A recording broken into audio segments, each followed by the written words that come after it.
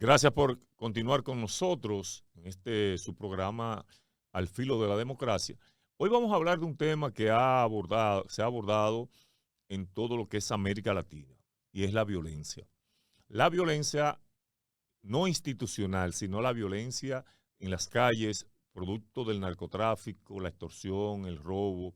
Y vamos a comenzar nosotros presentando lo que ha sido el paradigma de cambios radicales en lo que es la situación de América Latina. Presentamos primero al presidente de El Salvador, Nayib Bukele, que ha emprendido un proyecto para reducir la criminalidad y los asesinatos en El Salvador. Se han apresado cerca de 67,000 ciudadanos salvadoreños, según las organizaciones internacionales que protegen los derechos humanos. Hay cerca de 4,000 casos ya identificados de personas que no tenían antecedentes, pero sí las autoridades habían recabado, según el ministro del Interior y Seguridad de El Salvador, toda la información que se tenía durante los últimos 20 años sobre los mareros. Los mareros en El Salvador forman unas clicas que se dedican a la extorsión, al robo, al asesinato, a la venta de droga, a todos los crímenes posibles en esa área geográfica. Lo que ha supuesto que el ejército y la policía, a través de un mecanismo que todas las constituciones establecen, que es el estado de excepción, comenzaron el apresamiento y la conducción de esas personas, modificando todo el andamiaje jurídico de El Salvador en el tema penal, para que los presos pudiesen estar incomunicados durante 15 días y que se les pudiesen hacer procesos o investigaciones en esos 15 días. Luego eran presentados ante las autoridades judiciales y seguir el proceso. Lo mismo sucede en Honduras con la presidenta Xiomara Castro, que también ha ejercido su poder y ha establecido el sistema de esa proliferación de mareros que habían en Honduras, que también es uno de los países más violentos del mundo. A partir de la implementación del estado de excepción en Honduras, se han disminuido la cantidad de casos de asesinatos, de extorsiones, lo que supone un avance significativo. Otro país que tenía la misma configuración es Colombia, y el presidente Petro ha dicho que ellos se abocaban a la educación, no a la persecución inmediata, porque cada país tiene sus consideraciones, lo que supone un cambio en las políticas de seguridad que se establecen en los países.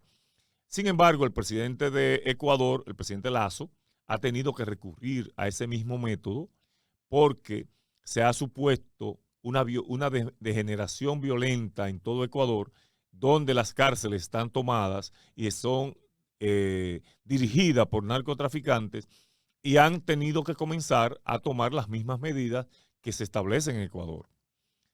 También debemos decir que en el caso, por ejemplo, de Argentina, en la provincia de Córdoba, en Rosario, han tenido que implementar el estado de excepción por la violencia que se ha generado en ese país. Un caso sui generis, y hay que tomarlo con mucha cautela y mucha precaución, es el caso de Brasil, donde existen no maras, sino instituciones o grupos armados que devienen en una violencia estructural en las favelas. Tenemos narcotráfico, extorsión, robo, y las policías las policías federales, estatales y municipales, para entrar en esa favela, cada vez que entran hay una cantidad de personas que fallecen por la violencia que generan esas pandillas, y que también genera el hecho de que grupos armados de la policía y el ejército, cuando intervienen, los reciben a tiro limpio. El caso más dramático es que podemos decir de México, donde el presidente López Obrador tuvo que crear una Guardia Nacional y una policía diferente. Lo mismo sucede con Haití. El caso de Haití es penoso porque el caso de Haití a la muerte del presidente Jovenel Moïse, el Haití se ha convertido en una situación de ingobernabilidad. Fíjense que los únicos gobiernos que han durado mucho tiempo es el de Papa Doc y Baby Doc, que eran el papá de Baby Doc, duró cerca de 30 años gobernándolo, y luego le sucedió su hijo Baby Doc, que duró una cantidad de años también, que fue depuesto por un golpe militar del ejército, y entonces se produjeron elecciones que ganó Jean-Bertrand Aristide, que también fue depuesto, y los únicos presidentes que han completado su mandato son el expresidente René Préval y Michel Martelly. Luego, los otros presidentes que han llegado al solio presidencial haitiano terminan sus mandatos o depuestos o muertos. Entonces, es una cultura de violencia que se ha generado, y con la proliferación de bandas que dominan territorios donde el Estado no tiene presencia, entonces esto degenera en un malestar social mucho mayor.